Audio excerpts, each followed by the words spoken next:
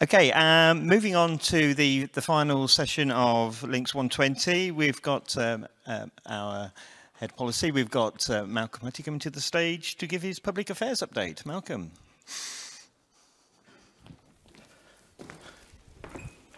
Thank you, Jeremy. Good afternoon, everyone.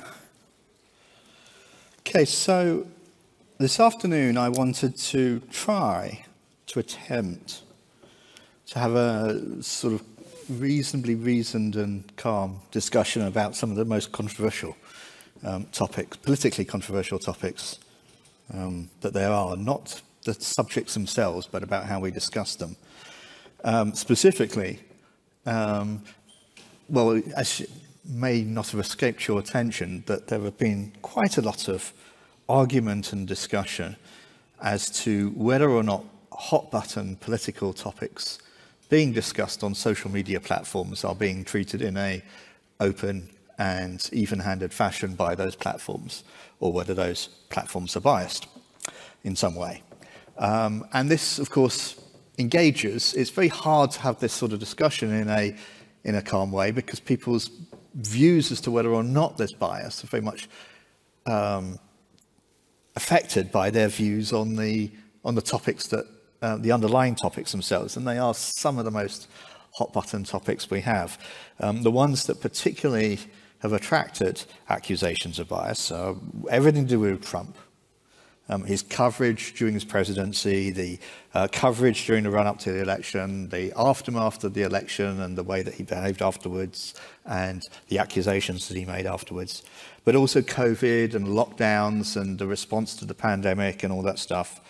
But also the culture wars issues, both those that are particular to the United States, their particular political arguments about abortion and gun control, and those topics which have engaged a much wider audience with just the same level of blind emotion that Americans get worked up about guns and abortion. So, you know, whether it's DEI and matters to do with race and Black Lives Matter and reparations and trans and women's rights and all these sorts of things.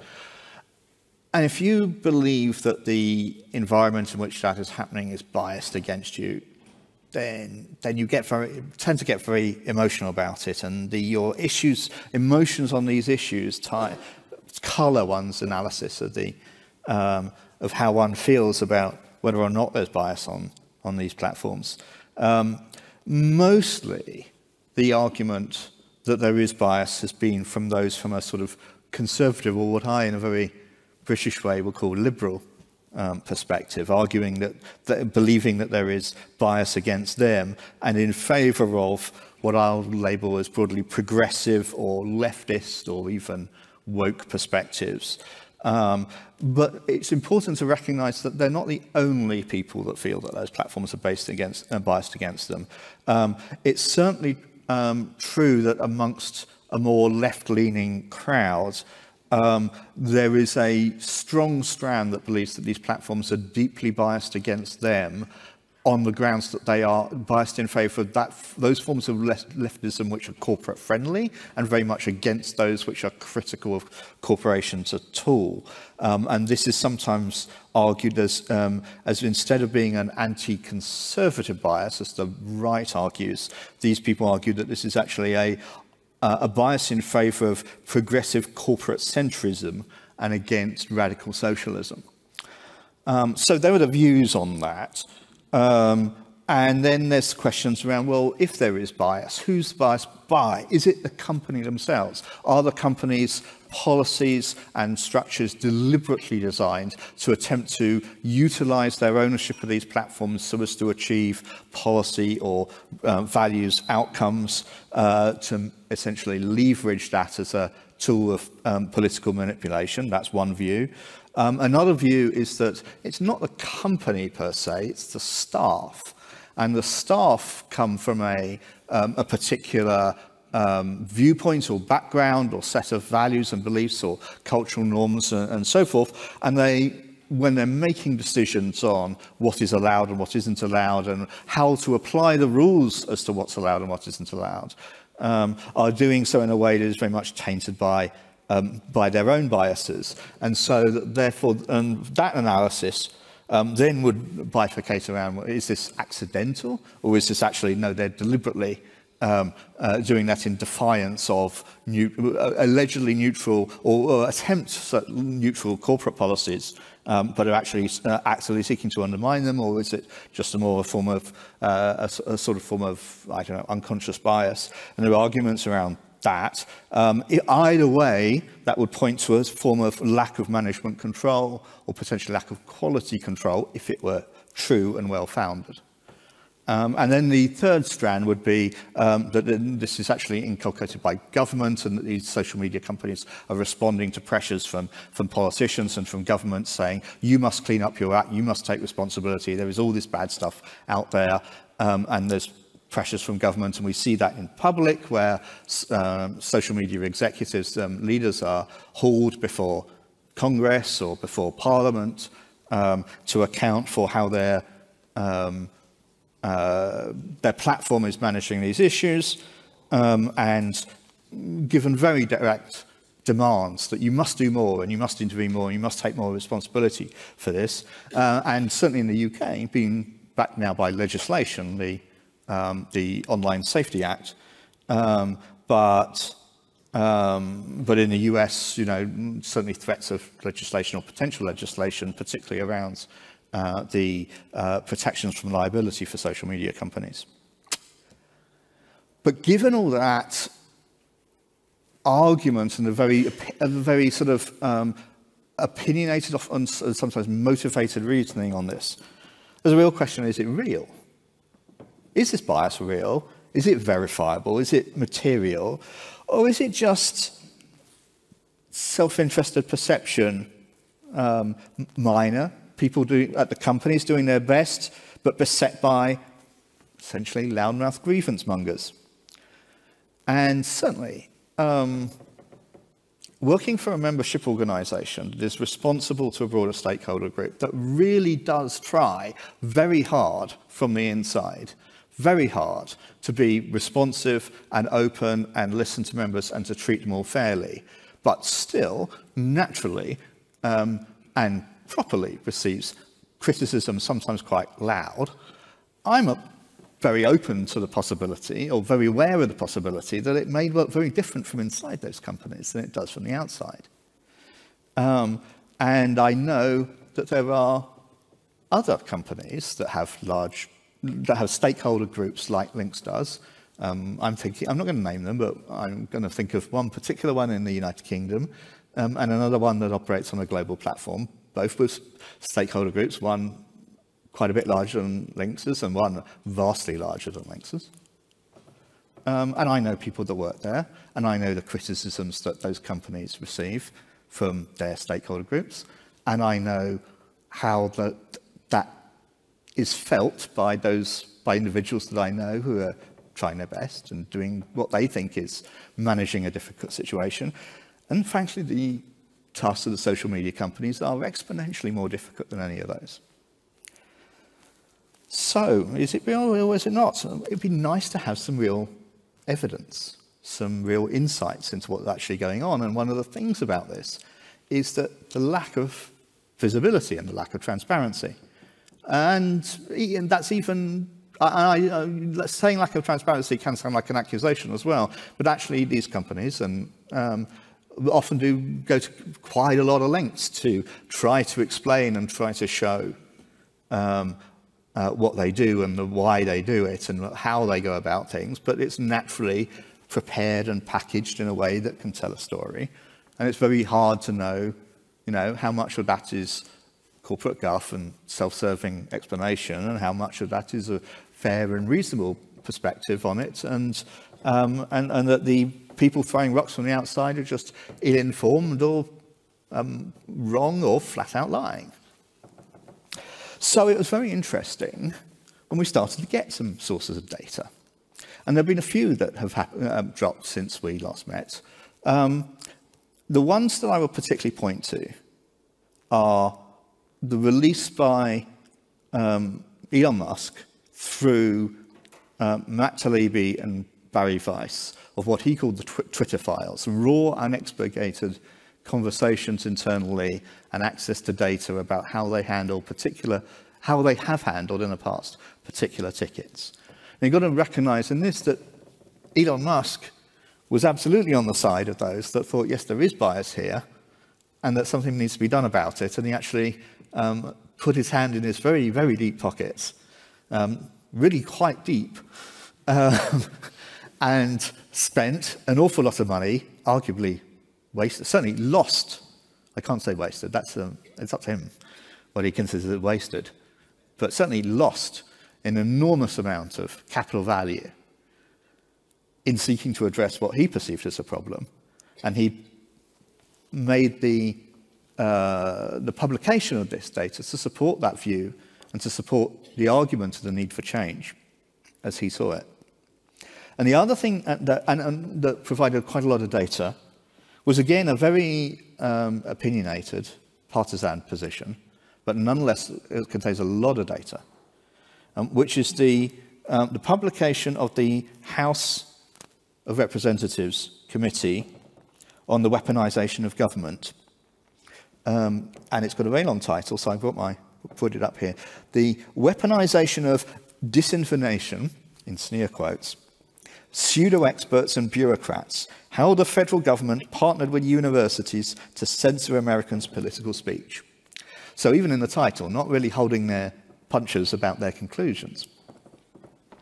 I thought it would be really interesting to walk through this and to take you through this to see what's there and what it shows and what's being overstated by some of these and what actually shows potentially opportunities for improvement. It turned out that was going to be a very large presentation that we do not have time for here today. It would take a long time to deliver. And I thought that when doing so, it deserved first a bit of a prologue, because we're speaking here to a British audience. And the prologue is, what about the UK? What are we doing in the UK? And what do we know about that? So what I'm going to take you through now is the prologue to that presentation, which is about what's what we know about what's happening in the UK, what we know specifically about government action in the UK towards the social media companies with an attempt to control narratives, specifically narratives around the pandemic. Those other narratives that we spoke about, I mean, obviously in the US, really the Trump thing was possibly the one which really seems to have engaged their political process most of all, and certainly engaged their government agencies most of all in engaging with the social media companies from the evidence provided by the House Committee report. But in the UK, the evidence that I've been able to uncover as to what happens and who's doing it has almost entirely focused around COVID. That doesn't mean that's all that's happening. That just means that the UK does not have the depth of investigation under subpoena or internal disclosure that the American situation has. So we have insights into one area. So, which UK government bodies have been engaging? No, actually, first, before look on the stage here, this is some headlines around just showing that it's not just the US. There's been definitely accusations that the government has been taking the social media companies and requiring them to act in certain ways, and particularly, and the stories that I managed to discover were remarkable. Well, in many ways remarkable, but in particular because the actions that was demanded by government bodies was principally action against people who were essentially, or at least ostensibly, the government's main supporters in public, or government supporters in public life. Tory MPs like David Davis, like Ian Duncan Smith, the former leader of the Conservative Party, and others. One big example that we'll come to is Julia Hartley-Brewer, who is a journalist, but I think it's fair to say a distinctly right-leaning journalist. So, who engages? What bodies do we have? What government bodies do we have in the UK that are known and verifiable that engage in this? And again, I'm trying to stay away from things that are, accusations or unknown or could be, fake news in their own right. But there were three. There was something called the Rapid Reaction Unit, which existed from 2018 to 2022, which was a communications monitoring body. There was something called the Counter Disinformation Unit, which was established in 2019 and still exists. And its scope is described by government as being to understand the scope of misinformation and to take appropriate action. And I've picked those words out there in those scare quotes because they signal different things. Understanding scope is about monitoring, and taking appropriate action is about intervention. And the third one is something called the 77th Brigade, which is a military unit for information warfare, which it describes itself as deploying non-lethal engagement and legitimate non-military levers as a means to adapt the behaviours of adversaries. That's its top-level mission statement. It doesn't only do this kind of information warfare. It certainly doesn't only do social media and that sort of thing. It's got a much broader role, but it's definitely got elements in there, as I will show you, that does this. Some of the 77th Brigade's things are very different. Can I have a show of hands, since we're at the end and I'm sure you're all nearly asleep? How many of you have heard of any of these groups? Okay.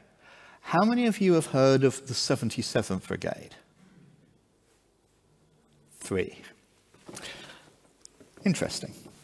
Okay, so I hope you're interested, but this may be informative. So the Rapid Reaction Unit was based in the Cabinet Office. It was part of the Government Communications Unit. And it was, as I say, established in 2018, disbanded in 2022. Its remit was monitoring and information sharing within government. So it wasn't about going out to social media companies and applying pressure to them.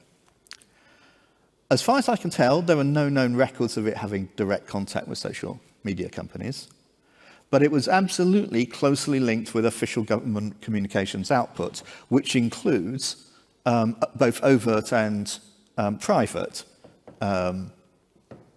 pressure to social media companies and communications efforts. And one thing, and while I say it's not in direct contact with the social media companies, one thing that was remarkable, and I will come to this in a moment, is that it is known to make referrals to the US State Department unit called the Global Engagement Center. So it's not just communications within the UK government. The Counter Disinformation Unit was established in 2019 within the Department of Culture, Media and Sport, as was, now part of DCIT. The government fact sheet on the Counter Disinformation Unit, for it there is such a thing, says that its activities can include postings on social media rebutting misinformation. Now, I've certainly never seen anything posted on social media that claims to be from the Counter Disinformation Unit or is identified as such. So I think here what we're talking about is drafting material to be posted through government channels, not in a way that is obvious that is how it's being managed. Awareness-raising campaigns to promote the facts, so essentially messaging. And then working with social media companies to encourage them to promote authoritative sources of information and this is my emphasis here, consistently enforce their terms of service. Now, consistently enforce their terms of service is a direct reference to the suppression of material that the Counter-Disinformation Unit disfavours, whether that's by whatever means is used for that, whether that's account cancellation, taking down tweets, simply reducing the number of people who see them through things like shadow banning and stuff like that, whether it's demonetization of YouTube channels, any of these things can all be fall within the broader bounds of, we say that this is against your terms of service, you should be doing something to make sure that this is not swaying the narrative. The Counter-Disinformation Unit avowedly has a focus on public health, public safety, and national security, and examples that it has given, or that the government has given, of its main areas of focus are narratives on COVID-19 and narratives around the war in Ukraine more recently. Now, the third one is the 77th Brigade. Now, this is a curious mix of different elements. It's a military unit. The 6th Military Intelligence Battalion includes 3 military intelligence companies that, from the website, as far as I can tell from the website, look like traditional military intelligence. There's also something called the Honourable Artillery Company as part of it, which is a mix of ceremonial roles. They're the people that set off 21 cannon salutes, I believe, and also forward support reconnaissance. Sorry? Yeah, deep reconnaissance. Well, there you are, yeah. So it seems to have both those roles anyway. Then there is something called the 5th and the 101st Information Operations Task Force. The 101st roles include strategic communications planning, narrative assessment, industry standard broadcast, print and social media with artist and graphic design specialists. And the recruitment target skill sets from their website are journalism, marketing, communications, social media and digital influence, IT and AI, ooh, that's sexy, and academic research into information and misinformation, all available on their website. They used to have a website that went into more detail, and the internet is forever, so thanks to the Wayback Machine, we can see a little more detail about what they do. It's organized into 4 groups, called the Task Group, the Information Activities Group, the Outreach Group, and the Staff Corps. The Task Group, well, this is text taken from their website. Primarily made up of Army reservists and specialists, Information Activity Group collects and analyzes and produces media content across a range of channels, challenges conventional thinking and offers novel perspectives to the information environment, advise on and shape narratives. They offer support to defense strategic communications.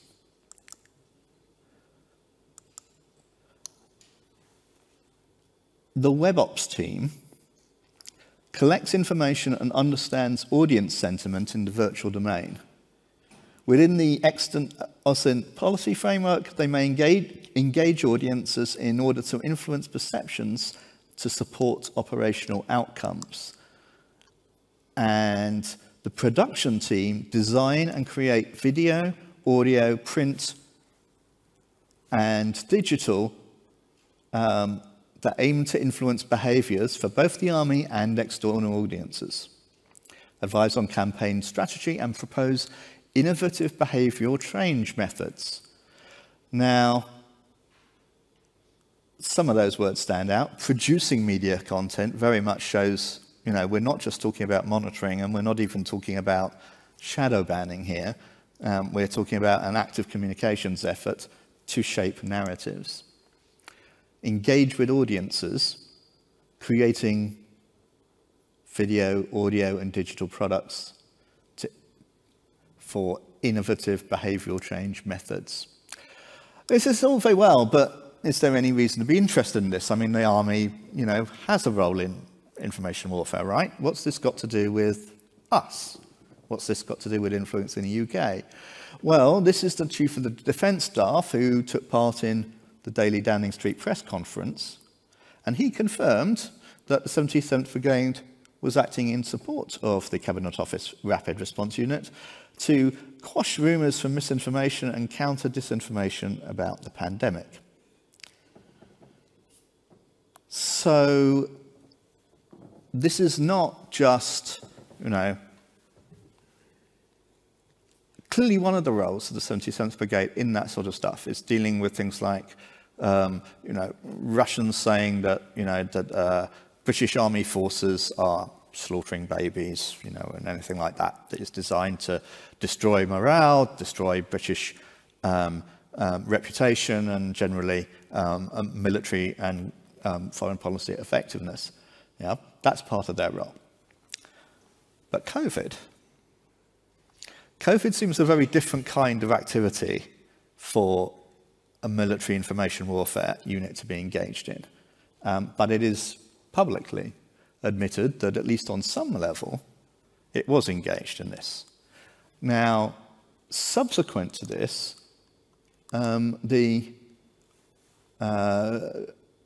was claimed on behalf of a army statement that this was only about foreign disinformation around COVID.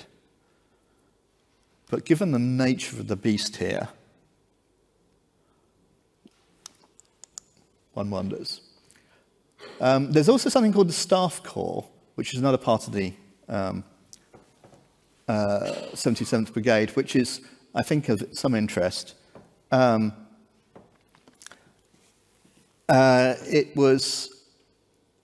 got a history here of what it is, and it talks about, at the end it talks here again about heavily in supporting Rescript, Operation Rescript, which was the government's response to COVID. The Staff Corps is not really a regular army unit at all. It consists of around 120 Group B reserve officers. Now, I don't really know what 120. I suspect somebody in the audience might know what a Group B reserve officer is. But when you see that they are described as being predominantly chief executives, directors, and senior technical and operations managers in large commercial enterprises or organisations in the private and public sectors. Oh, those sorts of reserve officers. And this is not conspiracy theory stuff. This is what I took off the brigade's own website. Okay? Just in case you were wondering. I don't know what to make of this other text that I've highlighted here. This group, the Staff Corps, was attached to the 77th Brigade for administrative, logistical and coordination purposes, but answers only to the Queen. Oh yes. What does that mean? Because I'm quite sure the Queen wasn't taking regular briefings from these chief executives on this subject. What does it mean to say answers only to the Queen? I'm guessing that it's something about, this means it doesn't answer to the ordinary chain of command within the military. But it must answer to someone. Someone must be acting in the Queen's place here. Who? I don't know. Do you actually, if we've got somebody who actually knows. I can't say for sure, but I can say that I believe Group B reserve officers are people who are ineligible for combat roles and can be appointed to their roles rather than someone who actually went through military training and all the rest. They can just be given this sort of thing. When it comes to the answering only to the Queen, that could just be meaning that the Queen has to authorise their effective call-up. Although call-up is a bit of a misnomer on the basis that, as far as I know, they wear no uniforms and they have honorary ranks only. But what about chain of command issues? Am I right in suspecting this is speaking to that in some way that we don't understand? To be honest, as I understand it, this group were primarily responsible, as far as COVID is concerned, is building the Nightingale hospitals, because they're very often people who work for construction companies and who have all the contacts to rapidly organise that sort of project. Although noting the level that these people are at. Now, of course, and I should say, incidentally, that I'm just talking about the groups that are involved in the 77th Brigade. I've got no information at all to say that the Staff Corps was active in OptRescript at all, yeah, apart from what you just said. Yeah, that's the first suggestion I've seen of it. But nonetheless, it is interesting, especially when you start looking again at the sort of roles that it has. I mean, it used to be an engineering interest, historically. But now it's technical communications, corporate, stratcoms, advertising, marketing, digital commerce, banking, and academia that was all heavily involved in supporting OptRescript. This actually, you know... We actually had a guy who attended LINX meetings for a couple of years, who worked as a sort of system administrator, network engineer, who was part of 77 Brigade. I forget his name, I'm afraid. It was a few years back. But one of the things that he was specifically there as someone, if there was a big cyber attack on the country, he'd be one expected to assist in their restoral of vital services. So obviously, you know, BT obviously would be taking the lead and that sort of stuff. But for other issues, there was a problem with a government system, for example, that had been completely taken down from the cyber point of view. He would be coming in from private industry, has been called up for the purpose of restoring sensors. But that's incident response, yes, which is a very different area than strategic communications, advertising, and yes, that's a little different. And narrative management and influencing behaviours through innovative means. You know. So, what did all these groups do, and is it a matter of concern or is it all fine? There's very limited verifiable information or credible reports. There's an awful lot of stuff out there, the veracity or reliability of which is questionable, deeply questionable in many cases. But that doesn't mean that, you know, the lack of proof is not proof of absence. It just means we don't know. But what it does mean is that we pay particular attention to the things we do know. So I looked, and there was one major investigation by the Daily Telegraph using Freedom of Information requests. And there was another investigation that Big Brother Watch, which is very much a partial body, did, that uncovered some action in regard to Julia Hartley-Brewer that she then followed up on, I believe, using GDPR-type principles to actually get the records relating to herself personally, and then published.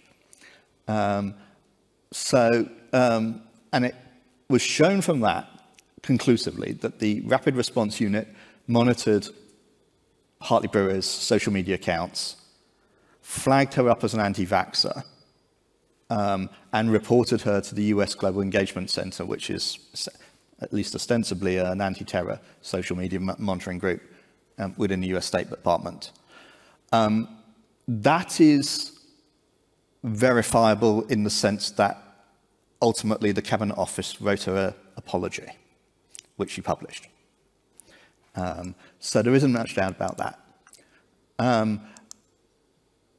The Counter Disinformation Unit was headed by this lady, Sarah Connolly. She is now the Director of Security and Online Harms at DCIT. So she's responsible from a central government point of view, not from, remember, Ofcom are actually going to be charged with implementing, but from a central government and policy management point of view of how the online harm should work, she's in charge of that, and she was the one that was managing the narrative control unit of the CDU. Here's some things that she has said in comments to MPs. She told MPs that the CDU was in contact with almost all social media platforms during the pandemic, and that discussions were daily, sometimes hourly. When she was asked about the CDU's process for having posts removed, she said, if somebody from the cells says, we're worried about this, that goes immediately to the top of the pile, whoever it is, in whatever company, for removal. So essentially here we got on the record testimony in Parliament that the role of the CDU was indeed to suppress material that the government considered misinformation relating to pandemics or lockdowns or so forth.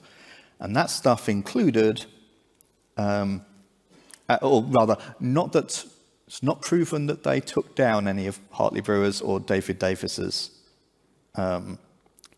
material, but it is proven that the government considered that material misinformation, which was the criteria that was used here for removals. This report goes on to say that her testimony suggests that the CDU takes a broad view of what qualifies as disinformation. Addressing MPs, she said the most concerning types of anti-vaccine material included any discussions about the side effects and the speed with which it was produced. The vaccine was done too quickly, it's not safe. Those kinds of narratives were the kinds of narratives it was seeking to target and have suppressed. As for the 77th Brigade, then Secretary of State for Defence, Ben Wallace, said that the 77th Brigade is on the lookout for lies from abroad. Its role is to challenge disinformation, not opinion. Its role is not to monitor or counter opinion, as that's a freedom that we all enjoy. It's on the lookout for media manipulation and misinformation and lies from abroad. Given its support for the Rapid Response Unit, which is avowed, and that it was considered to, and the statements that it has made itself about the amount of engagement that it did in support of Operation Rescript, I'll leave it to you to judge how much weight to place on this statement about it only being foreign, and whether or not a Secretary of State would ever admit the contrary regardless, and whether or not that statement can be relied upon. You'll form your own view. And you'll form your own view as to whether or not that's a good thing or a matter of concern. Any questions? If not, I'll leave you to cogitate that. Okay, thank you very much, Malcolm.